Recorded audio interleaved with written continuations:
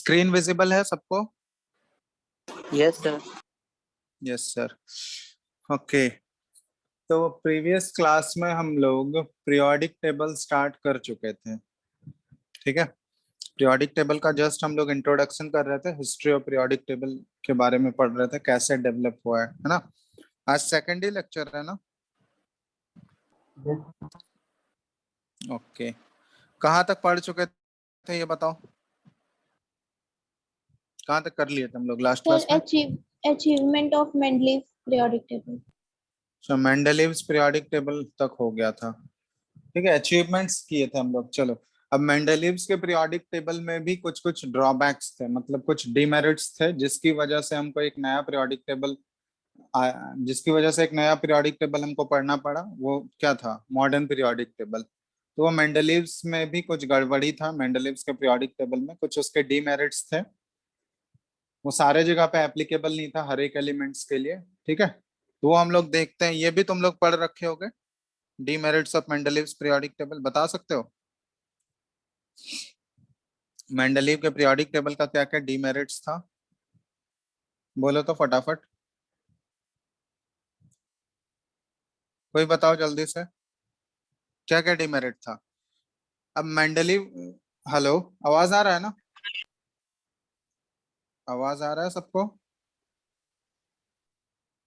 Hello? Yes sir.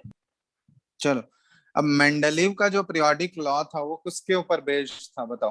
वो जो periodic law था उसका स्टेटमेंट क्या था मेंडलीव के पीरियोडिक लॉ का? ही stated that physical and chemical properties of elements are periodic functions of their atomic weight। वही था ना, याद है?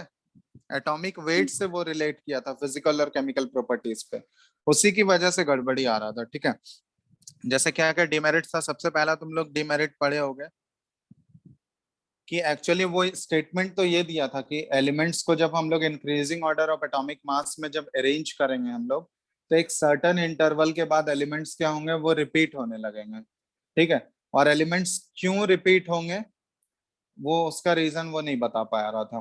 मतलब ये तो बोल दिया था कि एलिमेंट्स रिपीट होंगे, बट रीजन क्या होगा पीरियोडिसिटी का, मतलब रिपीटेशन का रीजन क्या होगा, किस वजह से वो एलिमेंट्स रिपीट हो रहे हैं, उसके बारे में वो कोई इंफॉर्मेशन नहीं दे पाया था, एक्सप्लेन नहीं कर पाया था उस चीज को वो। तो हम लोग बोल सकते हैं पहला कि he could not explain the cause of periodicity of elements, cause of periodicity sir could not of elements। हाँ, could not है यार, sorry, he could not explain the cause of periodicity of elements। पहला तो ये था। दूसरा कि position of hydrogen atom को भी वो स्पेसिफाई नहीं किया था। ठीक है, position of hydrogen atom was not specified in his periodic table। Hydrogen atom को वो कोई भी पर्टिकुलर पोजीशन पे स्पेसिफाई करके नहीं रख पाया था वो। ठीक है, एक और मेजर ड्रॉबैक था इसका, एक या इनफैक्ट दो बोल सकते हैं हम लोग, कि आइसोटोप्स के पोजीशन को वो एक्सप्लेन नहीं कर पाया। ठीक है, मतलब हम लोग ऐसा लिख सकते हैं कि ही प्लेस्ड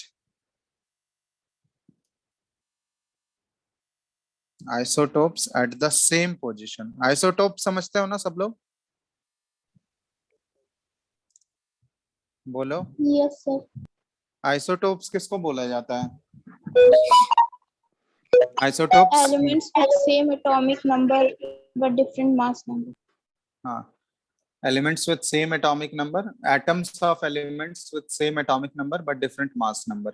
ठीक है, एटॉमिक नंबर तो सेम है, मतलब सेम ही एलिमेंट का एटम होगा, बट उसके मास नंबर डिफरेंट होंगे। ठीक है, अब यहाँ पे प्रॉब्लम क्या था, देखो आइसोटोप्स जो हैं वो तो सबका अलग अलग मास नंबर डिफरेंट होता है, तो इसके अकॉर्डिंग ये जो मेंडलीव का जो अरेंजमेंट था वो क्या था, increasing order of atomic mass में। जैसे मान लो, जैसे ये समझ लो, जैसे क्लोरीन है, क्लोरीन का दो आइसोटोप होता है, 7 एक 35 वाला और दूसरा 37 वाला। तो ऑब्वियसली दोनों क्लोरीन के ही एटम है, लेकिन दोनों आइसोटोप्स क्लोरीन के एग्जिस्ट करते हैं। 35 वाला भी एग्जिस्ट करता है और 37 वाला भी एग्जिस्ट करता है। तो ये क्या था कि आइसोटोप्स को तो ये सेम पोजीशन पे रख दिया। अगर आइसोटोप्स को ये क्लोरीन को, अगर दोनों क्लोरीन को एक ही पोजीशन पे रख देगा, तो इसका जो रूल है वो फॉलो हो रहा है क्या? ये क्या बोला था कि एलिमेंट्स को हम लोग अरेंज कर रहे हैं increasing order of atomic mass में। तो अगर increasing order of atomic mass में अरेंज कर रहे हैं, तो क्लोरीन के दोनों आइसोटोप के लिए क्या होना चाहिए? सेम पोजीशन होना चाहिए या अलग अलग पोजीशन होना चाहिए? ये बताओ। अकॉर्डिंग टू मेंडलीव पोजीशन क्या होना चाहिए क्लोरीन के दोनों आइसोटोप के लिए? डिफरेंट होना चाहिए। डिफरेंट पोजीशन होना चाहिए, मतलब 35 वाला पहले आता, उसके बाद 37 वाला बाद में आता। तो ऐसे क्या होता कि सेम ही एटम के लिए, सेम ही एलिमेंट के एटम के लिए क्या होता, अलग अलग पोजीशंस उसको रखना पड़ता। लेकिन ऐसा तो वो नहीं किया था। वो क्या था, क्लोरीन के जितने भी एटम्स हैं उसके लिए, सबके लिए एक ही पोजीशन रखा था। तब सबके लिए अगर एक ही पोजीशन रखेगा जितने भी आइसोटोप्स हैं, तो ये अपने रूल को ही तो वायलेट कर रहा है ना उस केस में। ठीक है, तो इसलिए इस चीज को वो एक्सप्लेन नहीं कर पाया था कि आइसोटोप्स को वो सेम पोजीशन पे क्यों रख रहा है। ठीक है, उसको एक प्रॉपर जस्टिफिकेशन नहीं दे पाया था। ठीक है, तो यहाँ पे हम लोग बोल सकते हैं कि ही प्लेस्ड आइसोटोप, यही इसका डिमेरिट था एक तरह से। He placed isotopes at the same position. और हमको पता है, as we no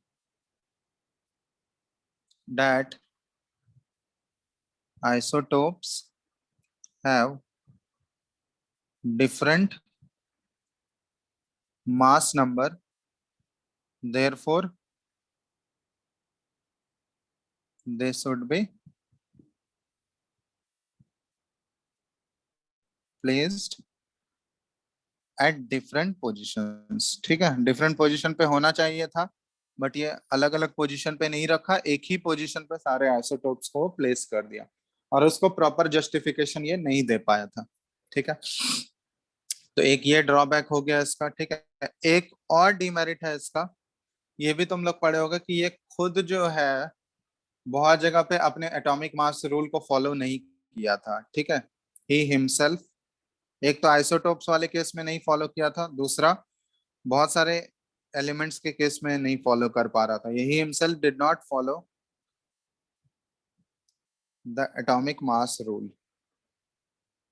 atomic mass rule, and placed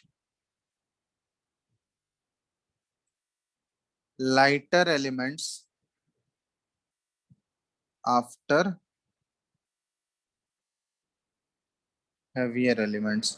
ठीक है, बहुत सारे केसेस में, मतलब इसका एटॉमिक मास रूल क्या था, ये एलिमेंट्स को अरेंज कर रहा था increasing order of atomic mass में। मतलब पहले जो जिसका कम मास होगा वो पहले आएंगे, जिसका ज्यादा मास है वो बाद में आएंगे। लेकिन बहुत सारे केसेस में ऐसा देखा गया कि जो लाइटर एलिमेंट्स है ना, वो हैवियर के बाद रखे गए। मतलब बहुत सारे केसेस में ये ऑब्जर्व किया गया कि जो हैवियर वाले मास थे उसको पहले रख दिया, लाइटर वाले को बाद में रखा। ऐसा एग्जाम्पल्स अगर पूछा जाएगा तो हम लोग बोल सकते हैं, एक कोबाल्ट और निकल के केस में किया था ये। ठीक है, कोबाल्ट और निकल के केस में, ये पढ़े होगे तुम लोग, कोबाल्ट और निकल के केस में। कोबाल्ट का मास क्या है, ये 58.93 होता है। ठीक है, एग्जैक्ट मास की बात करें अगर हम लोग, और निकल का बात करें तो ये 58.69 है। ठीक है, तब ये देखो, इसमें कोबाल्ट को ये पहले रख दिया और निकल को बाद में रखा।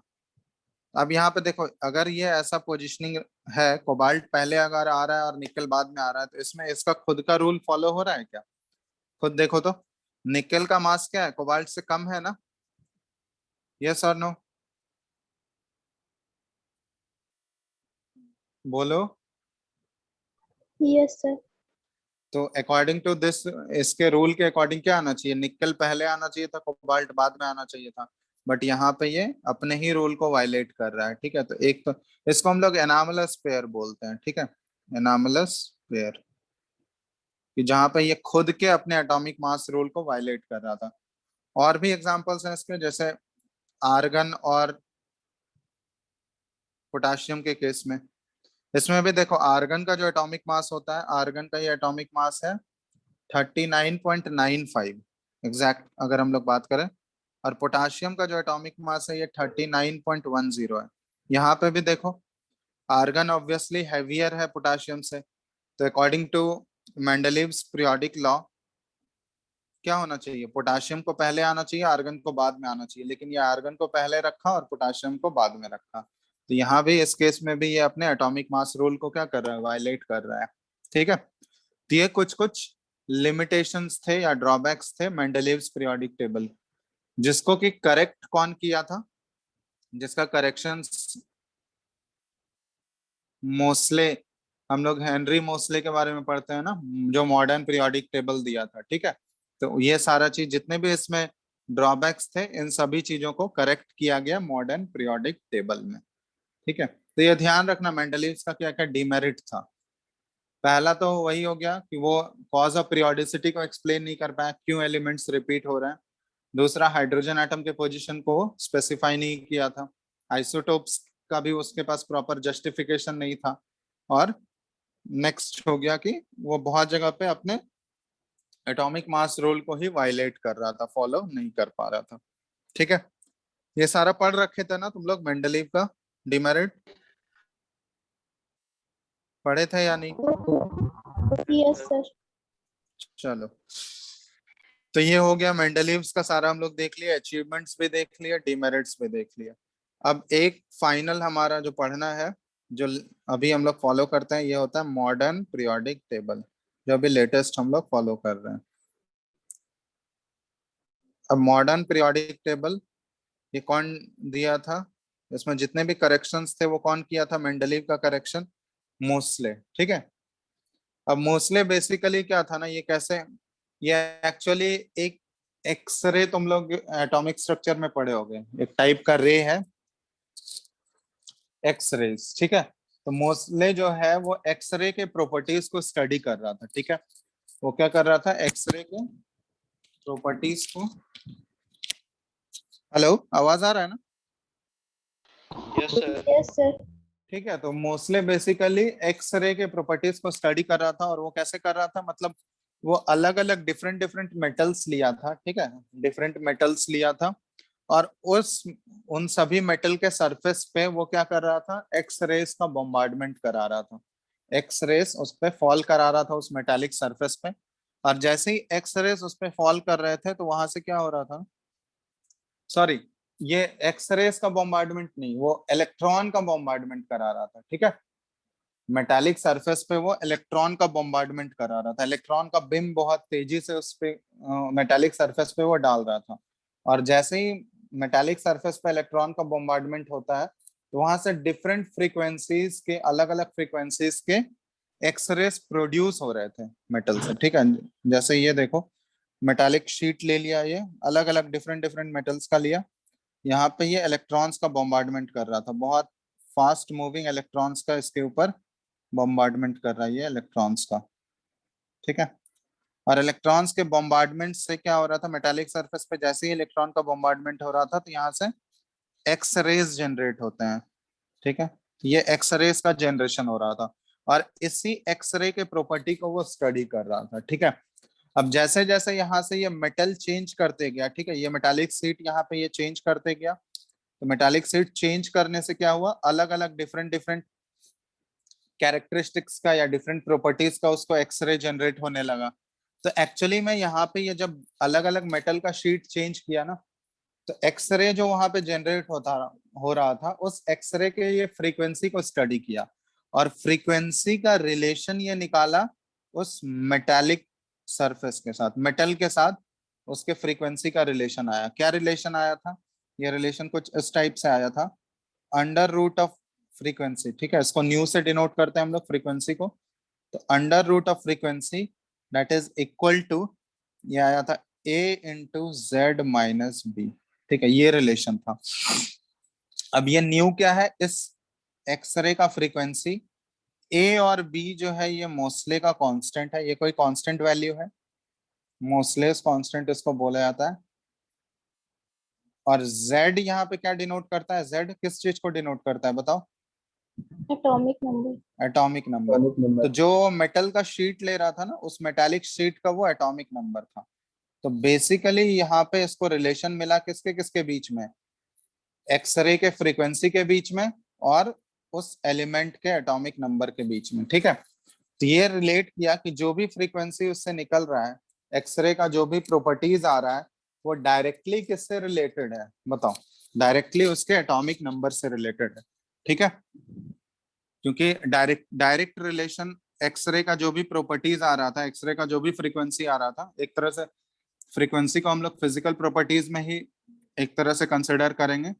ठीक है, तो जो भी उसका फिजिकल प्रॉपर्टीज या प्रॉपर्टीज आ रहा था एलिमेंट का, वो डायरेक्टली किससे रिलेट कर पाया, ये उस एलिमेंट के एटॉमिक नंबर से वो रिलेट किया। ठीक है, तो ये रिलेशन था, ये रिलेशन ध्यान रखना, पूछा भी जा सकता है। Under root of frequency is equal to A into Z minus B. A और बी यहाँ पे कांस्टेंट है, मोस्टलेस कांस्टेंट बोल देते हैं, और जेड एटॉमिक सर नंबर है। हाँ बोलो। सर सर ए और हाँ, बी का वैल्यू क्या था? वैल्यूज कोई वो फिक्स नहीं था, जस्ट एक कांस्टेंट था वो, मतलब हर एक केसेस में वो सेम आ रहा था, वैल्यूज से कोई मतलब नहीं है, हमको वैल्यूज नहीं पूछा जाएगा कहीं। ठीक है, मतलब वो रिलेशन एक इक्वेशन टाइप का बन रहा था ना, जैसे A X plus B equal to C करते हो, तो वहां पे क्या है, ए और बी ये कांस्टेंट आ रहा है ना, तो बहुत सारे अलग अलग मेटल शीट को वो चेंज करते गया, तो चेंज करने से एक रिपीटेड टाइप का वैल्यू आ रहा था, जिसको कि वो जनरलाइज करके एक इक्वेशन के फॉर्म में कन्वर्ट कर दिया, तो वो इक्वेशन इस फॉर्म में आ रहा था। ठीक है, वैल्यूज का मतलब नहीं है, वैल्यूज कहीं नहीं पूछा जाएगा तुमसे। ठीक है, तो इससे ये कंक्लूड क्या किया, देखो इसी से इसका जो मोस्ले का जो पीरियोडिक लॉ है ना, इसी एक्सपेरिमेंट से कंक्लूज, इसी एक्सपेरिमेंट का जो कंक्लूजन आया था, इसी से वो पीरियोडिक लॉ दिया था। तो इसमें हम लोग बोल सकते हैं कि ही फाउंड दैट, इस एक्सपेरिमेंट से ये क्या कंक्लूड किया, he found that properties of elements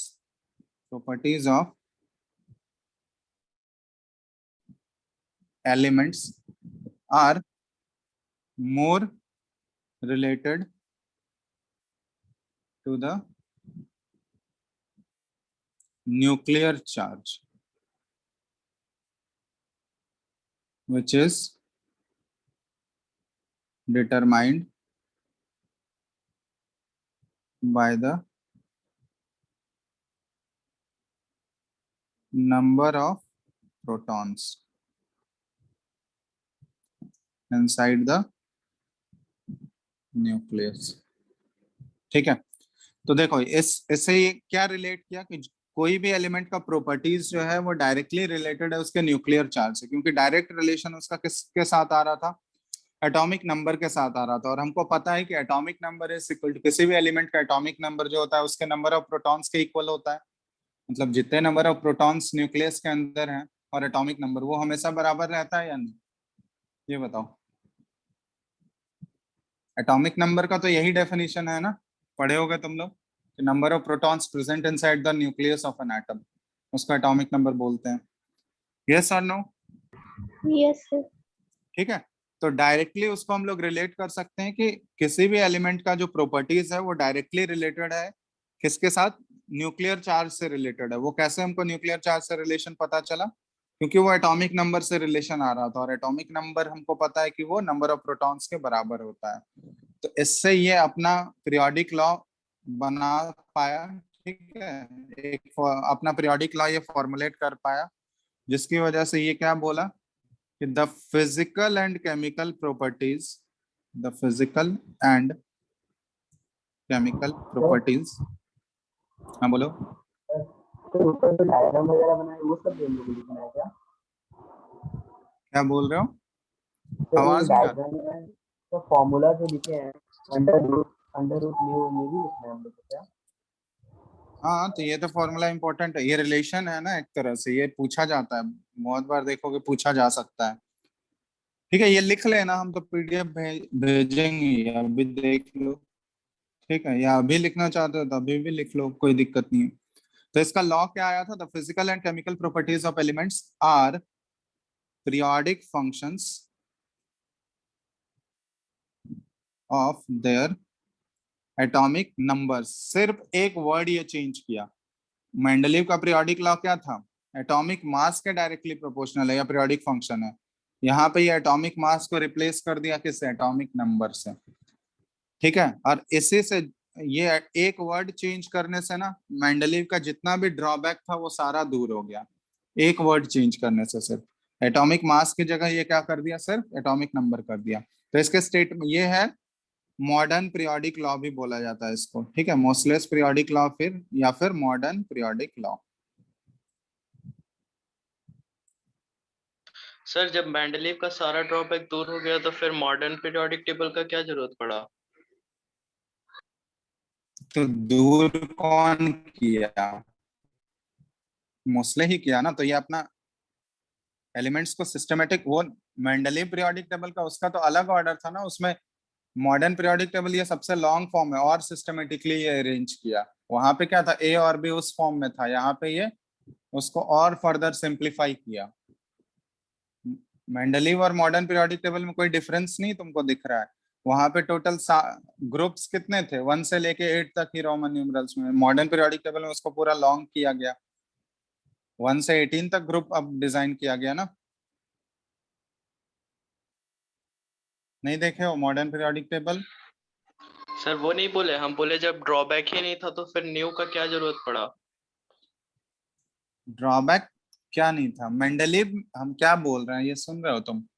Mendeleev का जितना भी ड्रॉबैक्स था वो इस की वजह से आ रहा था, एटॉमिक मास वो जो यूज कर रहा था ना रिलेशन में, उसकी वजह से ड्रॉबैक आ रहा था। तो उसको रिप्लेस कौन किया, उसको दूर कौन किया, वो मेंडलीव, ये सॉरी मोस्ले दूर किया मॉडर्न पीरियोडिक लॉ के थ्रू। तो अब जैसे ही वो एटॉमिक नंबर से रिप्लेस कर दिया तो जो भी वहां पे ड्रॉबैक आ रहा था, जो भी एनामलस पेयर वहां पे बन रहे थे, ये आइसोटोप्स का जस्टिफिकेशन वाला बात था, तो वो सारा इसके थ्रू क्लियर हो गया ना। एटॉमिक नंबर अगर यूज कर लोगे तो जो भी वहां पे ड्रॉबैक आ रहा था वो कोई मतलब नहीं रहेगा उस ड्रॉबैक का। ठीक है, अभी बता रहे हैं वो कैसे हुआ। देखो एक्चुअली ये इसका स्टेटमेंट का मतलब क्या हुआ कि physical and chemical properties of elements are periodic functions of their atomic numbers.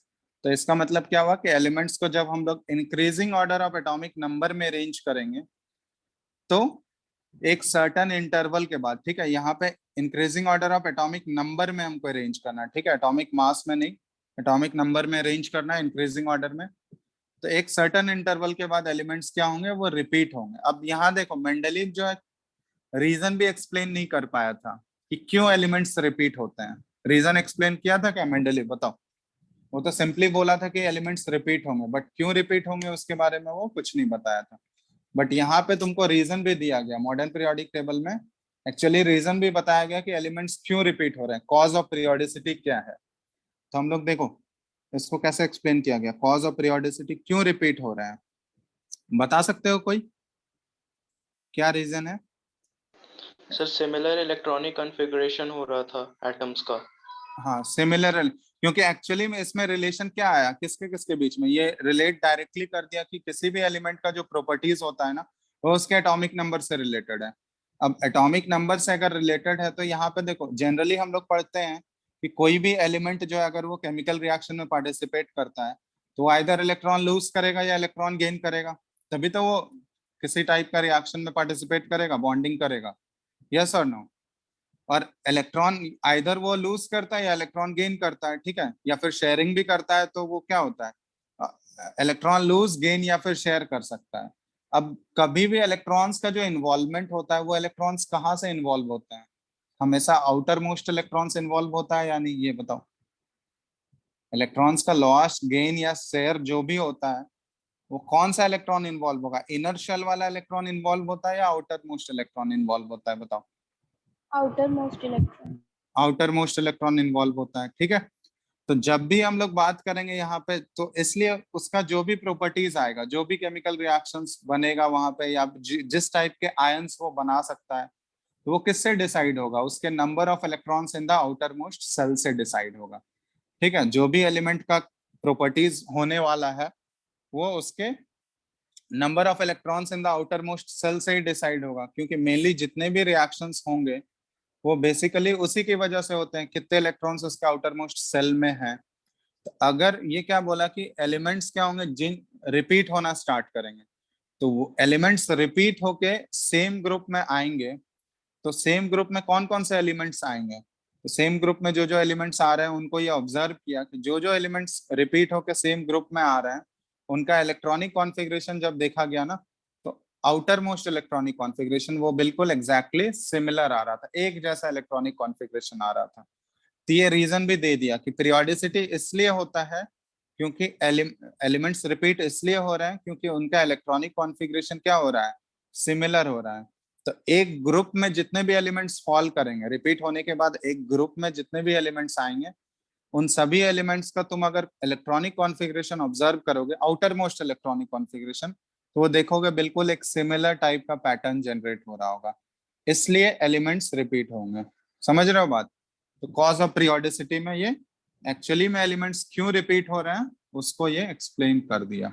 ठीक है, और ये क्यों रिपीट हो रहा था, बिकॉज ऑफ देयर, रीजन क्या लिख सकते हो इसमें, बिकॉज ऑफ देयर सिमिलर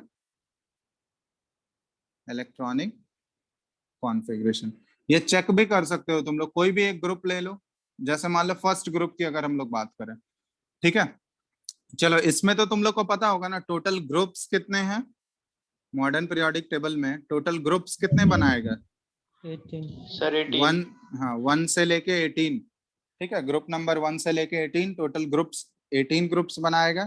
ठीक है, सबसे ये long form of periodic table है, और इसमें पीरियड्स कितने थे, सर 7 7, 1 से लेके 7 तक, तो टोटल 7 पीरियड्स हो गए और 18 ग्रुप्स हो गए। ठीक है, ये ध्यान रखना। और हर एक ग्रुप का क्या है ना, जैसे एस और पी ब्लॉक वो सब आगे हम लोग करेंगे, ब्लॉक्स कैसे होते हैं। ठीक है, अभी यहाँ पे हम बता रहे हैं इलेक्ट्रॉनिक कॉन्फ़िगरेशन सिमिलर कैसे आ रहा था। जैसे हम लोग ग्रुप 1 की अगर बात करें, ग्रुप 1 में एलिमेंट्स रिपीट होकर जितने भी एलिमेंट्स ग्रुप 1 में आ रहे हैं उन सभी का कॉन्फ़िगरेशन तुम देखो। ग्रुप 1 के एलिमेंट्स तुम लोग को पता है, पहला एलिमेंट है हाइड्रोजन, है ना, दूसरा एलिमेंट लिथियम, तीसरा बोलो ग्रुप 1 में तीसरा एलिमेंट कौन सा है, सोडियम सोडियम, उसके बाद पोटाशियम, रुबिडियम, मीडियम सीजियम और फ्रांसियम, ये सारे एलिमेंट है ना। इसमें से फ्रांसियम जो है वो नेचुरली एग्जिस्ट नहीं करता, ये रेडियो एक्टिव एलिमेंट है। ठीक है, तो कभी भी आपने ये नेचुरल फॉर्म में नहीं मिलेगा, तो सीजियम तक ही मेनली हम लोग देखते हैं। तो अब यहाँ देखो, जैसे इलेक्ट्रॉनिक कॉन्फ़िगरेशन इन सब का लिखो, हाइड्रोजन का अगर लिखोगे क्या आएगा 1s1, लिथियम का लिखोगे 1s2 2s1, सोडियम का लिखोगे देखो 1s2 2s2 2p6 3s1 आ रहा है। पोटाशियम का देखो 1s2 2s2 2p6 3s2 3p6 4s1। कुछ सिमिलैरिटी तुमको दिख रहा है, पैटर्न सब कुछ बन रहा है, यस और नो? Yes sir. तो इन सभी का आउटर मोस्ट कॉन्फ़िगरेशन देखो, क्योंकि आउटर मोस्ट कॉन्फ़िगरेशन से उसके प्रॉपर्टीज डिसाइड होते हैं। तो सभी के आउटर मोस्ट कॉन्फ़िगरेशन में क्या एक एक इलेक्ट्रॉन है या नहीं है, बताओ। इसी तरह रुबिडियम का अगर देखोगे तो रुबिडियम का आउटर मोस्ट कॉन्फ़िगरेशन क्या आ जाएगा, 5s1 आ जाएगा। सीजियम का देखोगे इसी तरह 6s1 आएगा, और फ्रांसियम का देखोगे 7s1 आएगा। यस और नो? बिल्कुल इसी तरह का पैटर्न जनरेट होगा। तो इसी सिमिलर इलेक्ट्रॉनिक कॉन्फ़िगरेशन की वजह से एलिमेंट्स क्या हो रहा है, रिपीट हो रहा है। तो ग्रुप 1 में जितने भी एलिमेंट्स फॉल करेंगे उन सभी का आउटर मोस्ट कॉन्फ़िगरेशन देखोगे तो बिल्कुल एक जैसा कॉन्फ़िगरेशन होगा, सिमिलर इलेक्ट्रॉनिक कॉन्फ़िगरेशन। इसी तरह हर एक ग्रुप में तुम देख सकते हो, ग्रुप नंबर 2 में भी देखोगे तो ग्रुप नंबर 2 अल्कलाइन, ये ग्रुप नंबर 1 को बोलते हैं हम लोग अल्कली मेटल्स। ठीक है, अल्कली मेटल्स। ग्रुप नंबर 2 को बोला जाता है अल्कलाइन अर्थ मेटल्स। तो उसमें देखोगे अल्कलाइन अर्थ ग्रुप नंबर 2 में आउटर मोस्ट सेल में कितने इलेक्ट्रॉन्स आ जाएंगे, 2-2 इलेक्ट्रॉन आ जाएंगे। ठीक है, सबका कॉन्फ़िगरेशन लिख के देखना, वहां पर जितने भी एलिमेंट्स फॉल कर रहे हैं उन सभी का आउटर मोस्ट कॉन्फ़िगरेशन क्या आएगा, एक जैसा, बिल्कुल सिमिलर आएगा। तो इसी की वजह से एलिमेंट्स क्या होते हैं, रिपीट होते हैं। तो ये रीजन को भी एक्सप्लेन कर दिया, कॉज ऑफ पीरियोडिसिटी, एलिमेंट्स इसलिए रिपीट हो रहे हैं क्योंकि उनका इलेक्ट्रॉनिक कॉन्फ़िगरेशन क्या आ रहा है, सिमिलर आ रहा है। ठीक है, ये बात समझ में आया सबको? यस और नो बताओ। Yes sir. चलो, तो एक तो ये चीज हो गया कि वो रीजन को एक्सप्लेन कर दिया। दूसरा, मेंडलीव का ड्रॉबैक क्या था ये बताओ। मेंडलीव जो है आइसोटोप्स के पोजीशन को जस्टिफाई नहीं कर पा रहा था। अब आइसोटोप्स के पोजीशन को वो जस्टिफाई क्यों नहीं कर पा रहा था? क्योंकि आइसोटोप्स का मास क्या होता है? डिफरेंट होता है, ठीक है, इसलिए वहां पे उसका एटॉमिक मास रूल फॉलो नहीं हो रहा था। अब इसके अकॉर्डिंग तुम सोचो, मोस्ले का जो पीरियोडिक लॉ है इसके अकॉर्डिंग सोचो, ये क्या है? एलिमेंट्स को अरेंज किया in the order of increasing atomic number. अब इंक्रीजिंग एटॉमिक नंबर के बेसिस पे अगर अरेंज करोगे तो आइसोटोप्स, कोई भी एलिमेंट का आइसोटोप्स लो, आइसोटोप्स का एटॉमिक नंबर डिफरेंट होता है क्या? ये बताओ, आइसोटोप्स का एटॉमिक नंबर डिफरेंट होता है? No sir. नहीं। तो अगर एटॉमिक नंबर डिफरेंट नहीं है तो सेम ही एलिमेंट के एटम्स के लिए अलग अलग पोजीशन का जरूरत है क्या, या एक ही पोजीशन पे सब आ जाएगा? जैसे हाइड्रोजन है, हाइड्रोजन के 3 आइसोटोप्स होते हैं, पढ़े होगे तुम लोग, 1 1 यस सर। 1 2 और 1 3। अब इसके अकॉर्डिंग अगर सोचोगे, ये क्या बोला था कि एलिमेंट्स को हम लोग को increasing order of atomic number में अरेंज करना है। तो हमको पता है कि ये तीनों आइसोटोप्स का एटॉमिक नंबर तो चेंज होने वाला नहीं है, सबका एटॉमिक नंबर तो 1 ही रहेगा। तो इसलिए आइसोटोप्स के लिए अलग अलग पोजीशन रखने का कोई मतलब नहीं है, एक ही पोजीशन पे सारे आएंगे। जब तक एटॉमिक नंबर चेंज नहीं होगा तब तक अलग पोजीशन थोड़ी ना होगा, समझ रहे हो? तो यहाँ पे आइसोटोप्स के पोजीशन को भी ये जस्टिफाई कर दिया, आइसोटोप्स के पोजीशन के लिए हमको अलग पोजीशन, आइसोटोप्स को रखने के लिए अलग पोजीशंस का जरूरत नहीं है, एक ही पोजीशन पे उस एलिमेंट के जितने भी आइसोटोप्स हैं सारे रह सकते हैं, क्योंकि उनका एटॉमिक नंबर क्या होता है? सेम होता है। तो वो वाला ड्रॉबैक भी दूर हो गया, समझ रहे हो बात? एक ड्रॉबैक क्या था? एनामलस पेयर, कि बहुत जगह वो अपने रूल को फॉलो नहीं कर पा रहा था, मतलब लाइटर एलिमेंट्स को बाद में रख दिया, हेवियर एलिमेंट को पहले रख दिया। तो उसमें भी देखो वो एनामलस पेयर जितने भी बन रहे थे उनका भी ड्रॉबैक दूर हो गया। कैसे? कोबाल्ट और निकल है जैसे, तो हमको पता है कि यहाँ पे कोबाल्ट का मास ज्यादा था, निकल का मास कम था, तो उसके अकॉर्डिंग क्या होना चाहिए? निकल पहले आना चाहिए था, कोबाल्ट बाद में। लेकिन अब जब एटॉमिक नंबर के बेसिस पे अरेंज करोगे तो कोबाल्ट का एटॉमिक नंबर कितना है बताओ? 27. 27। और निकल का एटॉमिक नंबर कितना है? 28। तो इन दोनों में से किसका एटॉमिक नंबर ज्यादा है बताओ? निकल का है ना। तो ऑब्वियसली जिसका एटॉमिक नंबर ज्यादा है वो बाद में रहेगा, जिसका एटॉमिक नंबर कम है वो पहले रहेगा। तो increasing order of atomic number में जैसे ही अरेंज किया तो मेंडलीव का जो ड्रॉबैक था वो एक्सप्लेन हो गया, यहाँ पे खुद जस्टिफाई हो गया। जैसे वो आर्गन वाला भी था और पोटेशियम वाला भी था, तो यहाँ भी हम लोग अप्लाई कर सकते हैं। आर्गन का एटॉमिक नंबर क्या है? 18 है, और पोटेशियम का एटॉमिक नंबर 19। तो पोटेशियम हायर एटॉमिक नंबर का है इसलिए वो बाद में है, और आर्गन लोअर एटॉमिक नंबर है इसलिए वो पहले है। तो जितने भी एनामलस पेयर्स बन रहे थे उन सबको भी ये जस्टिफाई कर दिया।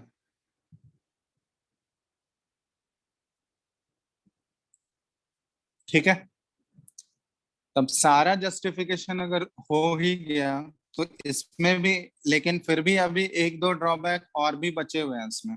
बता सकते हो मॉडर्न पीरियोडिक टेबल का क्या क्या ड्रॉबैक अभी भी फर्दर एग्जिस्ट कर रहा है? Position of hydrogen. हाँ, हाइड्रोजन को ये एक्चुअली पोजीशन तो दे दिया है, ग्रुप 1 में रखा है, ग्रुप 1 के साथ हाइड्रोजन को रखा है, बट वो पोजीशन जो है हाइड्रोजन का वो एक तरह से सर्टन नहीं है। मतलब सर्टन इसलिए नहीं है क्योंकि हाइड्रोजन का जब कॉन्फ़िगरेशन अगर देखोगे ना तो वो दोनों ग्रुप 1 से भी मैच करता है और ग्रुप नंबर 17 से भी मैच करता है। हेलोजन्स तुम लोग पढ़े होगे, तो ये देखो हाइड्रोजन का इलेक्ट्रॉनिक कॉन्फ़िगरेशन क्या है? 1s1, इसके साथ तो मैच कर ही रहा है ग्रुप नंबर 1 के साथ, ग्रुप नंबर 17 के साथ भी मैच कर रहा है। कैसे? ग्रुप नंबर 17 के एलिमेंट्स कौन कौन से होते हैं बताओ, जिसको हेलोजन्स बोलते हैं हम लोग? तो पहला एलिमेंट इसका कौन सा है?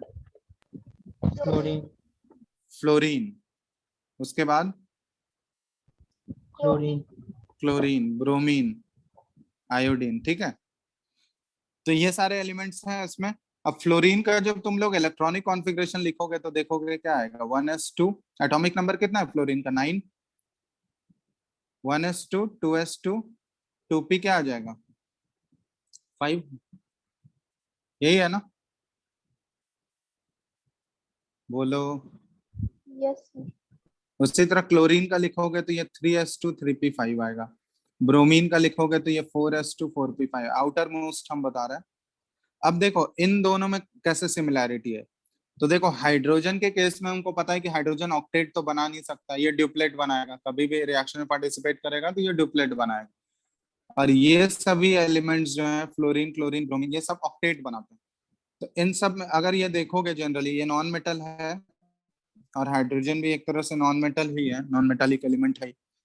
तब अगर हम लोग इसके साथ अगर इसको मैच करें तो हाइड्रोजन को ड्यूप्लेट बनाने के लिए कितने इलेक्ट्रॉन का रिक्वायरमेंट है ये बताओ। इसके आउटर मोस्ट शेल में एक इलेक्ट्रॉन तो ऑलरेडी है, अगर ये ड्यूप्लेट बनाना चाहता है या इसका आउटर मोस्ट सेल को ये कंप्लीट करना चाहता है तो इसको कितने इलेक्ट्रॉन का रिक्वायरमेंट है बोलो। 1 इलेक्ट्रॉन का रिक्वायरमेंट है।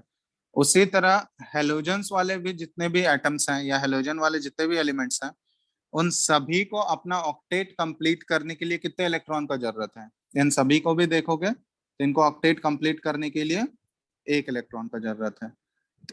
ठीक है, 1 इलेक्ट्रॉन का जरूरत है। तो अब यहाँ पे हम लोग बोल सकते हैं कि हाइड्रोजन जो है ग्रुप नंबर 17 से मैच कर रहा है। ठीक है, इसका प्रॉपर्टीज जो है ग्रुप नंबर 17 से मैच कर रहा है, और eight the same time hydrogen का प्रॉपर्टी जो है ग्रुप नंबर 1 से भी मैच कर रहा था, क्योंकि ग्रुप नंबर 1 का भी कॉन्फ़िगरेशन जो होता है बिल्कुल हाइड्रोजन जैसा ही, आउटर मोस्ट सेल में 1 इलेक्ट्रॉन। तो हाइड्रोजन जो है ये दोनों के तरफ बिहेव कर सकता है। ग्रुप नंबर 1 के तरह भी ये प्रॉपर्टीज, कुछ कुछ प्रॉपर्टीज ग्रुप 1 के साथ इसका रिसेंबल करता है, और कुछ कुछ प्रॉपर्टीज ये ग्रुप नंबर 17 के साथ रिसेंबल करता है।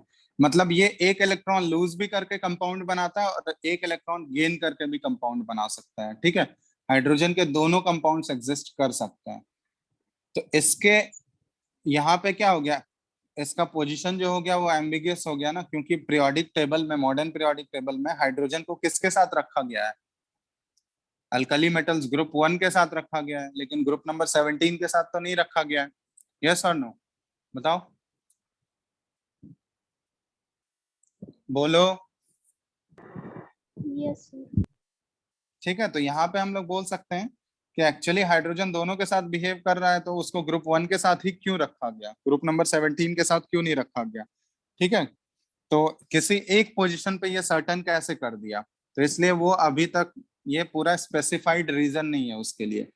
ठीक है, तो हम लोग बोल सकते हैं ये डीमेरिट अभी भी बचा हुआ है मॉडर्न पीरियोडिक टेबल में, कि पोजीशन ऑफ हाइड्रोजन जो है ये सर्टन है, position of hydrogen is not certain. क्यों नहीं सर्टन है, क्योंकि हाइड्रोजन जो है दोनों की तरह दो ग्रुप्स के साथ उसके प्रॉपर्टीज रिसेंबल करते हैं। Hydrogen resembles both the alkali metals and halogens। ठीक है, but it has been placed with the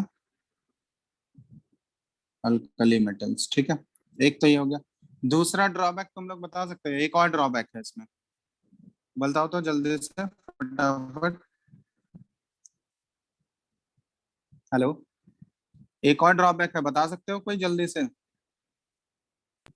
sir lanthanide और एक्टिनाइड्स भी इसको बॉटम में रखा है।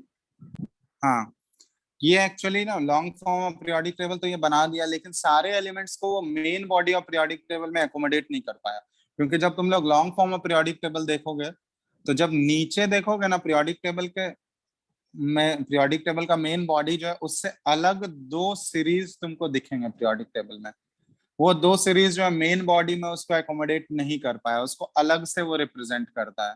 ठीक है, तो उसमें वहां पे भी एक ड्रॉबैक हम लोग बोल सकते हैं। एक पहला वाला जो सीरीज है उसको लेंथेनाइड्स बोला जाता है, दूसरा वाला जो सीरीज है ना वो एक्टिनाइड्स है। एक्चुअली वो एफ ब्लॉक एलिमेंट्स हैं। ठीक है, जो नीचे रिप्रेजेंट किया जाता है अलग से उसको एफ ब्लॉक एलिमेंट बोला जाता है। तो फर्स्ट वाला जो सीरीज है ना एफ ब्लॉक में उसको लेंथेनाइड सीरीज बोला जाता है, और सेकेंड वाला जो सीरीज है उसको एक्टिनाइड सीरीज बोला जाता है। तो हम लोग यहाँ पे बोल सकते हैं lanthanides and actinoids, lengthenides and actinides have not been placed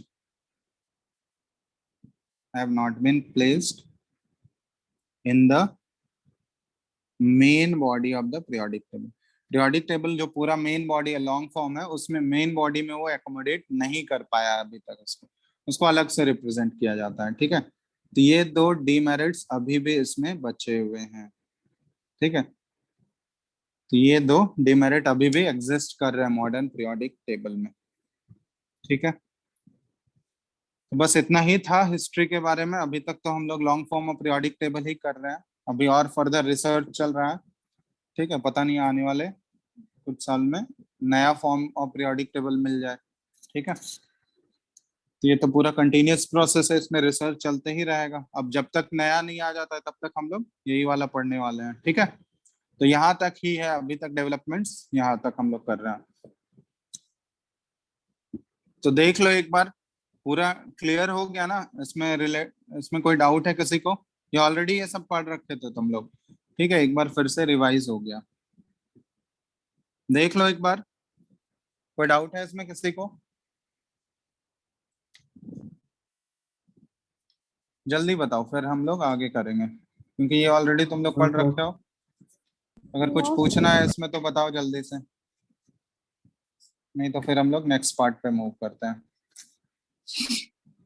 कुछ पूछना है किसी को? No Abhishek, sir. Shalini? no sir. No sir, चलो ठीक है। तो ये था हमारा हिस्ट्री या इंट्रोडक्शन वाला पार्ट था, पीरियोडिक टेबल कैसे डेवलप हुआ ओवर द कोर्स ऑफ या over the period of time. ठीक है, कौन कौन से साइंटिस्ट का मेजर कंट्रीब्यूशन है, सिर्फ हम लोग उन्हीं को पढ़ रहे हैं। ठीक है, इसमें तो और भी बहुत सारे छोटे छोटे कंट्रीब्यूशन तो बहुत सारे साइंटिस्ट का था, लेकिन वो छोटा कंट्रीब्यूशन हम लोग अपने सिलेबस में एक्चुअली नहीं है। मेजर कंट्रीब्यूशन जिनका था वो हम लोग बेसिकली पढ़ रहे हैं। ठीक है, तो यहाँ तक था हम लोग का। अब इसके बाद देखो, इसके बाद बेसिकली अब देखो, जैसे अभी हम लोग देखने वाले हैं कि long form of periodic table में देखोगे ना कि एलिमेंट्स को ब्लॉक्स में क्लासिफाई किया गया है। ठीक है, अब ब्लॉक्स देखोगे तो ये कुछ इस टाइप का अरेंजमेंट रहता है। ये जो है पीरियोडिक टेबल, अगर तुम लोग देखोगे लॉन्ग फॉर्म अगर होगा तुम लोग के पास तो ऐसे देखना, ये एलिमेंट्स को इस तरह से ब्लॉक में क्लासिफाई किया गया है। ठीक है, ये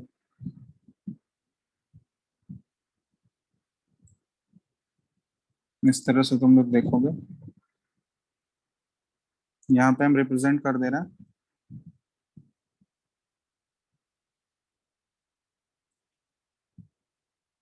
ठीक है, इस तरह से पीरियोडिक टेबल है ना? और यहाँ पे देखोगे लास्ट में जो है ये नीचे दो सीरीज ड्रॉ किए जाते हैं। ठीक है, इस तरह से ब्लॉक में डिवाइडेड है। ब्लॉक में डिवाइडेड है तो इसमें देखो, ये पहला वाला ये जो है इधर एक्सट्रीम लेफ्ट हैंड साइड में जो होता है उसको हम लोग बोलते हैं एस ब्लॉक एलिमेंट्स। ठीक है, ये हो गया S block elements. Extreme right hand side में जो है इसको क्या बोला जाता है? P block elements. ठीक है, और बीच में जो लाई कर रहा है एस ब्लॉक और पी ब्लॉक के बीच में, इसको क्या बोला जाता है? कौन सा ब्लॉक है ये?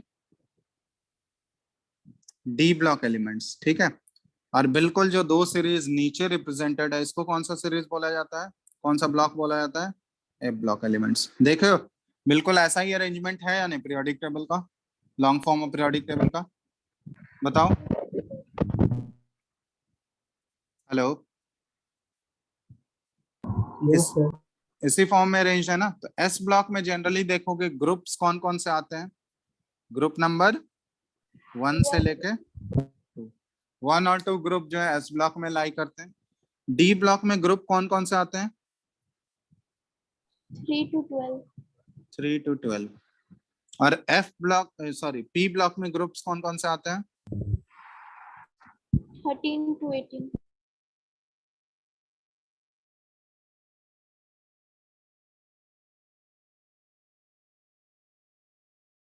ग्रुप नंबर 3 के ये सारे एलिमेंट्स हैं, जितने भी एफ ब्लॉक एलिमेंट्स हैं ना, ये सारे ग्रुप नंबर 3 को बिलोंग करते हैं। ठीक है, अब देखो यहाँ पे जैसे तुमको सारे एलिमेंट्स को याद रखना तो पॉसिबल नहीं है, क्योंकि 118 एलिमेंट्स इसमें रिप्रेजेंटेड है। तो सारे एलिमेंट्स को तो तुम याद भी नहीं रख सकते हो, कौन सा एलिमेंट का नाम क्या है, एटॉमिक नंबर कितना है, सारा वो तो याद रखना पॉसिबल ही नहीं है किसी के लिए। ठीक है, तो यहाँ पे हम लोग एक तरीका, एक हम लोग मेथड सीखते हैं कि अगर मान लो हमको रैंडमली कोई भी एलिमेंट अगर दे दिया गया, ठीक है, और उसका एटॉमिक नंबर हमको बता दिया गया, तो कोई भी एलिमेंट अगर हमको दे दिया रैंडमली, एटॉमिक नंबर इतना है उसका, ये अगर हमको पता है तो उसका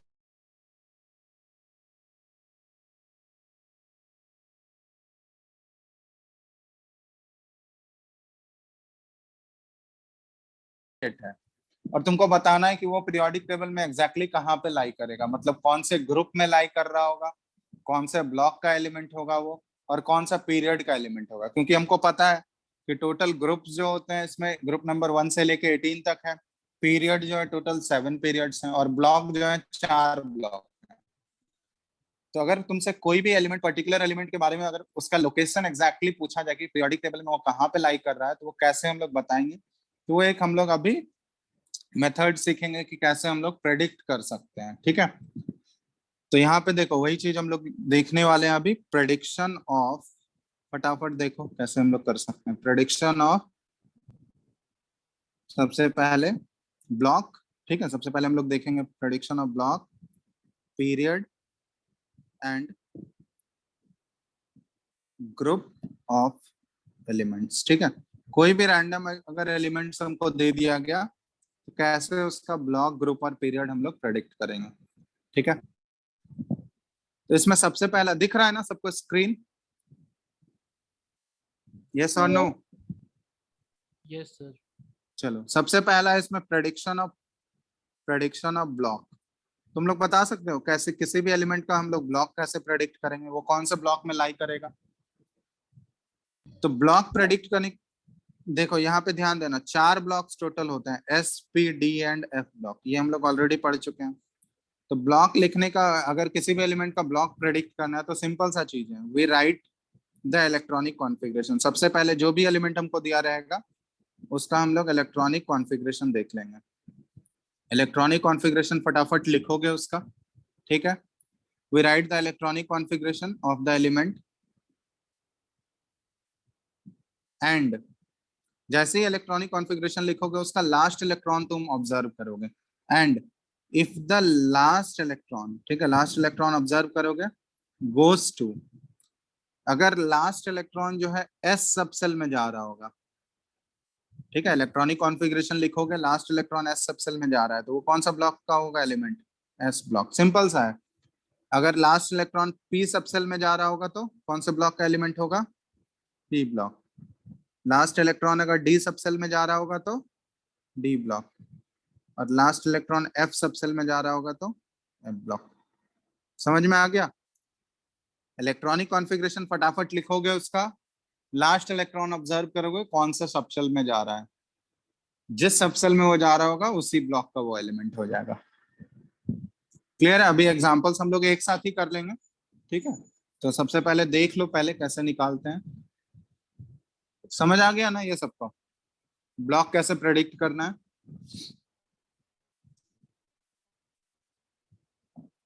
बोलो, यस सर।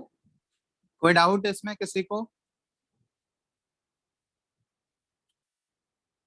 अभिषेक, कोई डाउट है? No sir. No sir.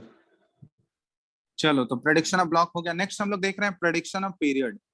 Period कैसे प्रेडिक्ट करना है, ठीक है, prediction of period. Block predict कर दिया, उसके बाद पीरियड प्रेडिक्ट करना है, तो एलिमेंट कौन सा पीरियड का एलिमेंट होगा। पीरियड प्रेडिक्ट करने के लिए सबसे पहले देखो, right the electronic configuration. Electronic configuration तो सब में मस्ट है, ये तो तुमको लिखने आना ही चाहिए। तो राइट द इलेक्ट्रॉनिक कॉन्फ़िगरेशन, उसके बाद क्या होता है, एलिमेंट का इलेक्ट्रॉनिक कॉन्फ़िगरेशन लिखोगे, उसके बाद find the maximum value of the principal quantum number. Quantum number already पढ़ रखे हो तुम लोग, ठीक है। तो सबसे पहले इलेक्ट्रॉनिक कॉन्फ़िगरेशन लिखना है उस एलिमेंट का, और इलेक्ट्रॉनिक कॉन्फ़िगरेशन लिखने के बाद तुम क्या करोगे, उसका मैक्सिमम वैल्यू, उस इलेक्ट्रॉनिक कॉन्फ़िगरेशन लिखोगे, maximum value principal quantum number का क्या है, जो भी मैक्सिमम वैल्यू होगा प्रिंसिपल क्वांटम नंबर का, वही उस एलिमेंट का क्या हो जाएगा, पीरियड नंबर हो जाएगा। ठीक है, जैसे मान लो अगर हम लोग बात करें सोडियम का, सोडियम हमको पता करना है कि ये कौन से पीरियड का एलिमेंट है। सबसे पहले देखो कौन से ब्लॉक का एलिमेंट है, ये तो ऑलरेडी हमको पता है एस ब्लॉक है, लेकिन अगर प्रिडिक्ट करना होगा हमको तो इसका इलेक्ट्रॉनिक कॉन्फ़िगरेशन लिखेंगे हम लोग। एटॉमिक नंबर क्या है 11, तो कॉन्फ़िगरेशन क्या आ जाएगा 1s2 2s2 2p6 3s1। देखो लास्ट इलेक्ट्रॉन कौन से सबसेल में जा रहा है बताओ फटाफट। एस सबसे। तो ये क्या हो गया एस ब्लॉक एलिमेंट हो गया। अब यहाँ पे इलेक्ट्रॉनिक कॉन्फ़िगरेशन लिखे हैं हम लोग, इसमें देखो maximum value principal quantum number का क्या है इस केस में बताओ 3। तो इसका पीरियड क्या हो गया, पीरियड नंबर क्या हो गया 3। तो सोडियम जो है ये हम लोग पता कर चुके हैं ना, अभी दो चीज प्रेडिक्ट कर दी है, इसका एस ब्लॉक एलिमेंट है और थर्ड पीरियड का एलिमेंट है। कोई दिक्कत यहाँ पे, अभी ग्रुप हम लोग प्रेडिक्ट करना सीखेंगे, ग्रुप भी बताएंगे। ये हो गया, कर लोगे आराम से। जैसे एल्यूमिनियम है, एल्यूमिनियम छोड़ो, जैसे मान लो एक एलिमेंट दे देते हैं तुम लोग को कॉपर है, कॉपर का प्रेडिक्ट करो तो कौन सा ब्लॉक होगा और कौन सा पीरियड होगा बताओ जल्दी से। ब्लॉक और पीरियड बताओ कॉपर का। एटॉमिक नंबर कॉपर का कितना है बताओ 29 ना। हेलो, कॉपर का एटॉमिक नंबर 29 ही है। Hello, yes sir. Electronic configuration copper का बताओ तो फटाफट, क्या आ रहा है बोलते जाओ तुम लोग। इलेक्ट्रॉनिक कॉन्फ़िगरेशंस का बोलो जो भी लिखे हो। सबसे पहले क्या है 1s2 2s2, इसके बाद 2p6 3s2 3s2 3p6, उसके बाद 4s1 3d10। 4s1 3d10। ये याद है ना, एक्सेप्शन है यहाँ पे, 4s2 3d9 नहीं होता है, वो रीजन ऑलरेडी पढ़ रखे हो कि तुम लोग पढ़ रखे हो ना, स्टेबिलिटी की वजह से ऐसे लिखते हैं हम लोग। Yes sir. चलो, ये इसका करेक्ट फॉर्म है, कॉपर का ये करेक्ट फॉर्म है इलेक्ट्रॉनिक कॉन्फ़िगरेशन का। ठीक है, अब यहाँ पे खुद देखो तुम लोग, लास्ट इलेक्ट्रॉन इसका कौन से सबसेल में जा रहा है। इलेक्ट्रॉनिक कॉन्फ़िगरेशन अगर लिख रहे हैं हम लोग तो लास्ट इलेक्ट्रॉन कौन से सबसेल में जा रहा है एस। एस वो नहीं, यहाँ पे लिखने के समय हम बोल रहे हैं, लिखने के ऑर्डर में लास्ट इलेक्ट्रॉन जो है वो कौन से सबसेल में जा रहा है।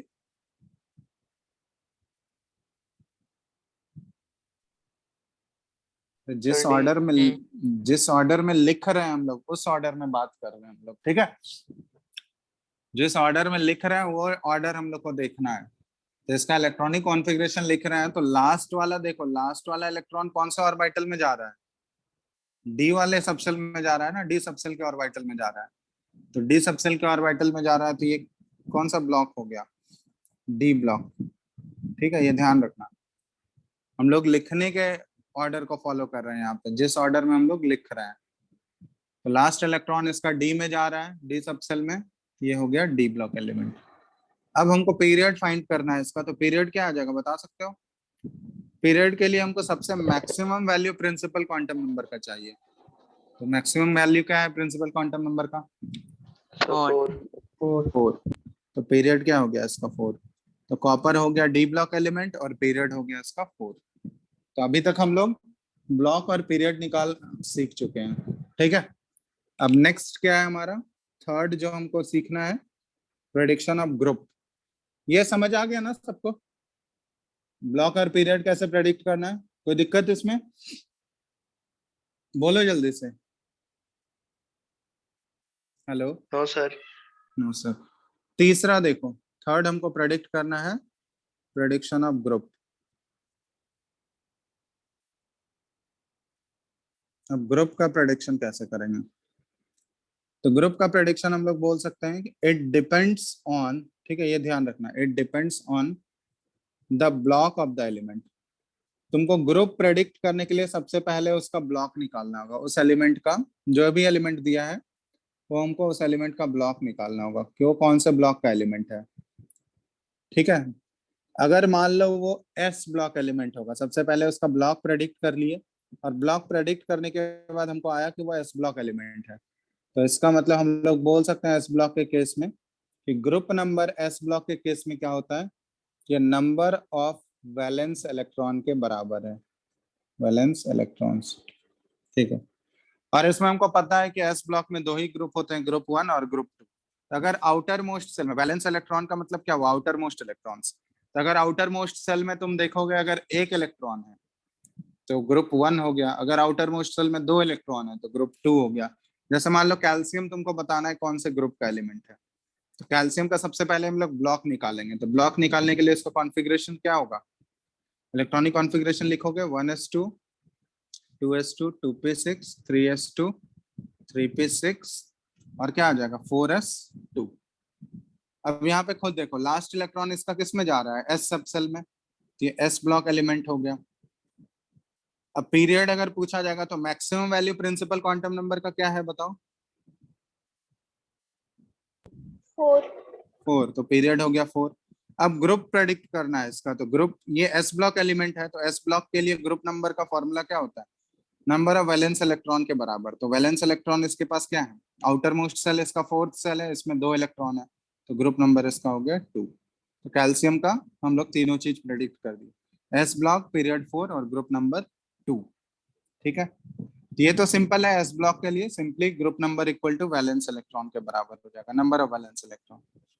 अगर वो पी ब्लॉक एलिमेंट होगा, ठीक है ना, तो पी ब्लॉक एलिमेंट का ग्रुप कैसे प्रेडिक्ट करेंगे हम लोग, तो पी ब्लॉक एलिमेंट का ग्रुप जो होता है that is equal to 10 plus, ठीक है, ग्रुप नंबर जो होगा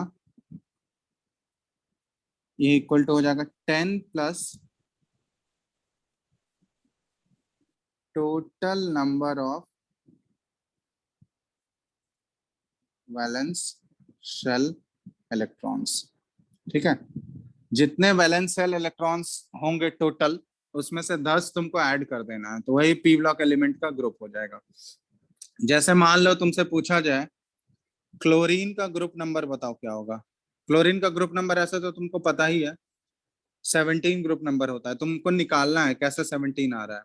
ठीक है, कैसे हम लोग कर सकते हैं बताओ, इसका इलेक्ट्रॉनिक कॉन्फ़िगरेशन लिखोगे 1s2 2s2 2p6 3s2 और 3p5, यही है कॉन्फ़िगरेशन।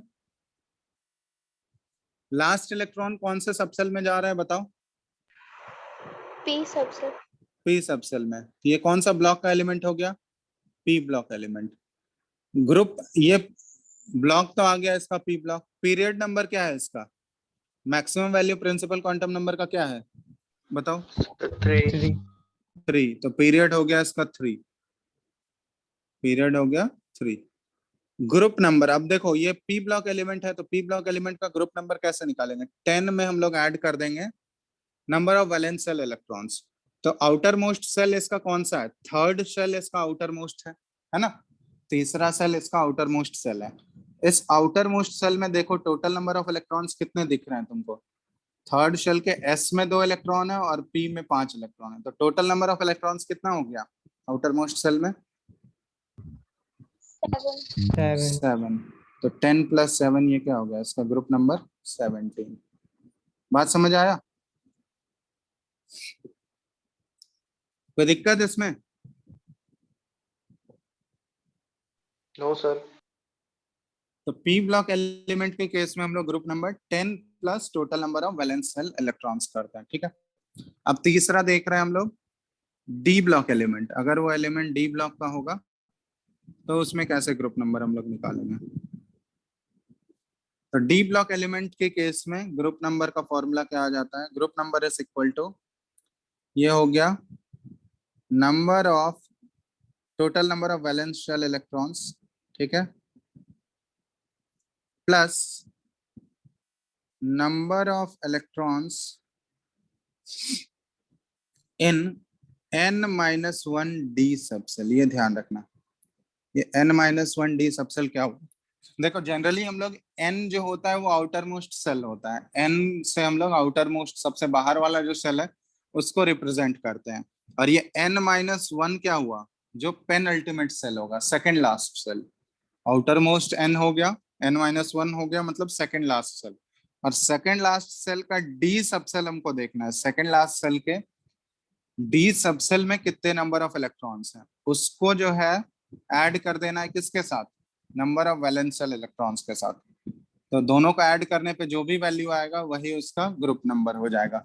फॉर एग्जांपल जैसे मान लो हमको क्रोमियम का निकालना है ग्रुप नंबर कितना है, ठीक है, क्रोमियम का हमको ग्रुप नंबर फाइंड आउट करना है कि क्रोमियम जो है ये कौन से ग्रुप में लाई कर रहा है।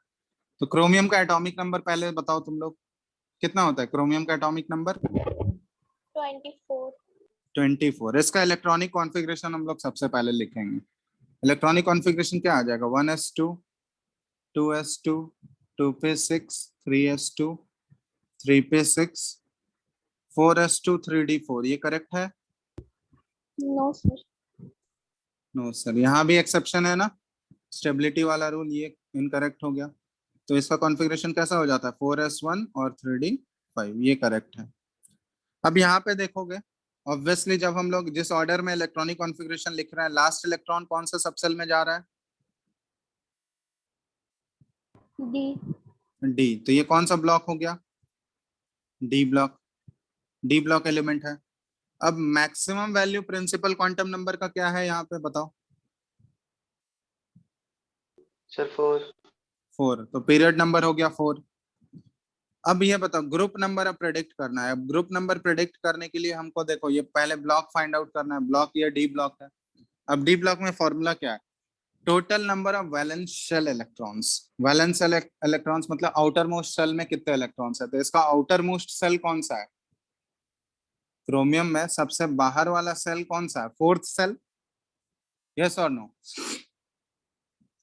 बोलो। Chromium sir. का सबसे आउटर मोस्ट सेल फोर्थ है, उसमें नंबर ऑफ इलेक्ट्रॉन्स कितने हैं, 2, सॉरी 1, ये वाला है ना। Number of electrons in outermost shell कितने हैं, 1, 4s1, यही है ना, देख लो। प्लस इसमें ऐड क्या करना है हमको, number of electrons in n-1 D subshell. अब n-1 मतलब आउटर मोस्ट सेल इसका फोर्थ है, तो सेकंड लास्ट सेल इसका क्या होगा, थर्ड होगा। अब थर्ड का डी में तुमको देखना है कितने नंबर ऑफ इलेक्ट्रॉन्स हैं, तो 3 के डी में कितने नंबर ऑफ इलेक्ट्रॉन्स यहाँ पे तुमको दिख रहे हैं बताओ? 5. 5, तो 3 के डी में 5 इलेक्ट्रॉन्स हैं, तो 5 + 1 क्या हो गया, ग्रुप नंबर इसका क्या हो जाएगा क्रोमियम का, ग्रुप नंबर क्या हो जाएगा, 6। समझ आया बात, कैसे प्रेडिक्ट कर रहे हैं, बोलो जल्दी से। Yes, sir. Anoop, Anoop yes sir. क्या समझ रहे हो, यस सर। बोलो कोई दिक्कत है तो बताओ इसमें, नो सर। कोई दिक्कत कहीं भी हो रहा है किसी को तो बता सकते हो जल्दी से।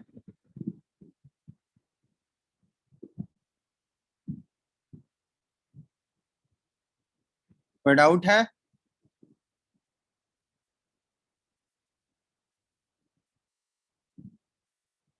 चलो अगर डाउट नहीं है तो फिर ये हो गया डी ब्लॉक एलिमेंट का ग्रुप नंबर कैसे प्रेडिक्ट करना, ये हम लोग कर लिए, ठीक है। अब बच गया हम लोग का एफ ब्लॉक। तो एफ ब्लॉक में तो ग्रुप नंबर फाइंड आउट करना ही नहीं है, वो तो फिक्स ही रहता है, ये ऑलरेडी हम बता चुके हैं। एफ ब्लॉक एलिमेंट्स के केस में ग्रुप नंबर फिक्स होता है, वो थर्ड ग्रुप में ही बिलोंग करते हैं। एफ ब्लॉक एलिमेंट्स हम लोग बोल सकते हैं belongs to third group only, ठीक है। तो एफ ब्लॉक एलिमेंट का ग्रुप नंबर फिक्स होता है, वो थर्ड ग्रुप को बिलोंग करते हैं, ठीक है, ये ध्यान रखना। तो अब देखो रैंडमली अगर तुमको कोई भी एलिमेंट पीरियोडिक टेबल का दिया रहेगा तो उसका पोजीशन तुम लोग फाइंड आउट कर सकते हो या नहीं। अब कौन से ब्लॉक का एलिमेंट है, कौन से पीरियड का एलिमेंट है, कौन से ग्रुप का एलिमेंट है, बता सकते हो आप आसानी से? यस और नो? Yes sir. चलो, तो अब हम एक एग्जांपल दे रहे हैं, इसमें तुम लोग बताना तो फटाफट। कर लोगे या नहीं?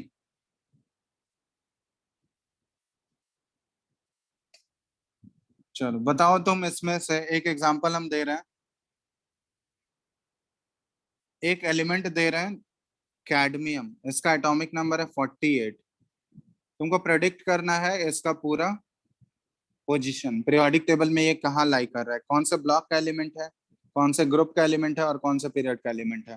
पीरियोडिक टेबल देख के मत बता देना डायरेक्टली, जैसे बताए हैं वो बताओ, ठीक है? ऑर्डर लिखो पूरा, उसके बाद बताओ। दिख रहा है सबको ना स्क्रीन?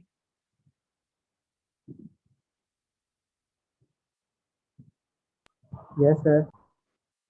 फटाफट इसका इलेक्ट्रॉनिक कॉन्फ़िगरेशन बोलते जाओ तो मेरे को, साथ साथ में बोलते जाओ। क्या आएगा इलेक्ट्रॉनिक कॉन्फ़िगरेशन? ऑर्डर बोलते जाओ, कोई भी बताओ जल्दी से।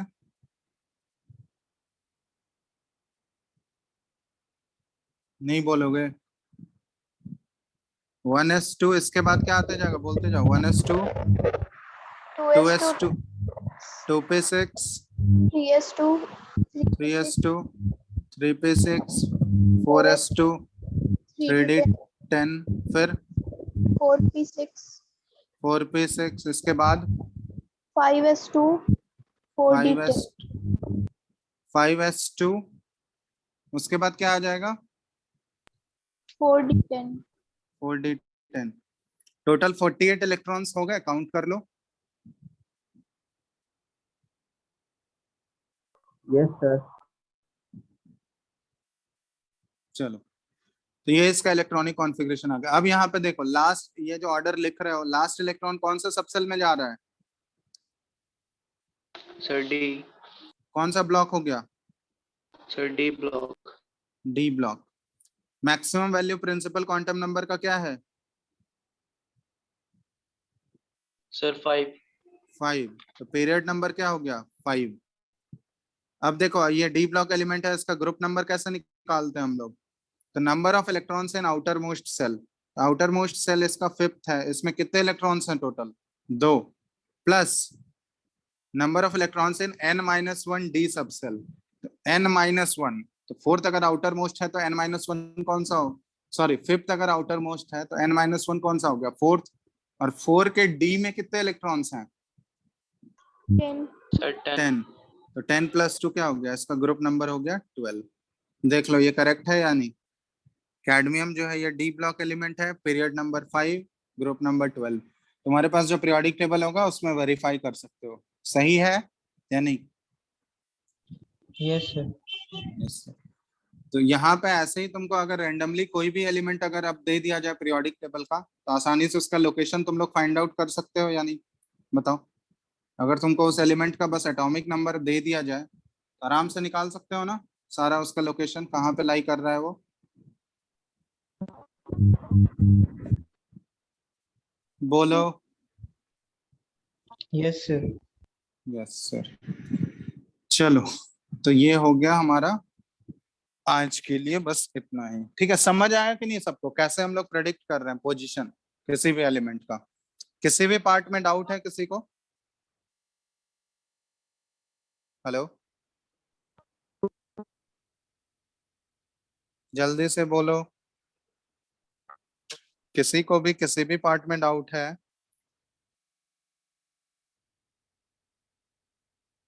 Ayush,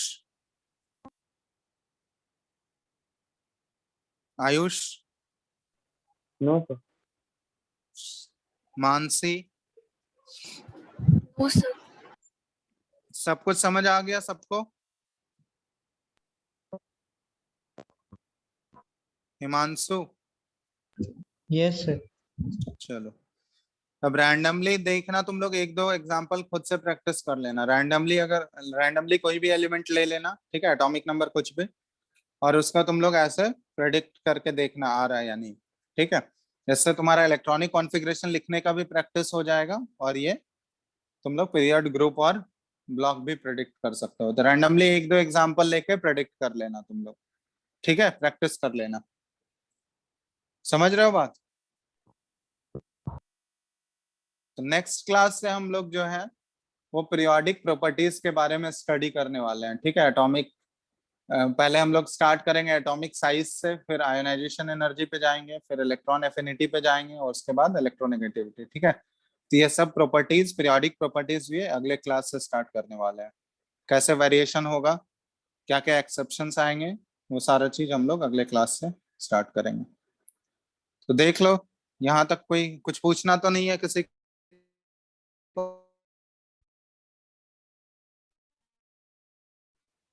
Sandeep, Sandeep, no sir. No sir.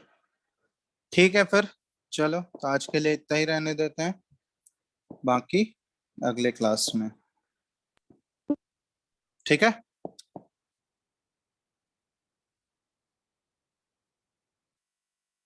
चलो एंड कर रहा।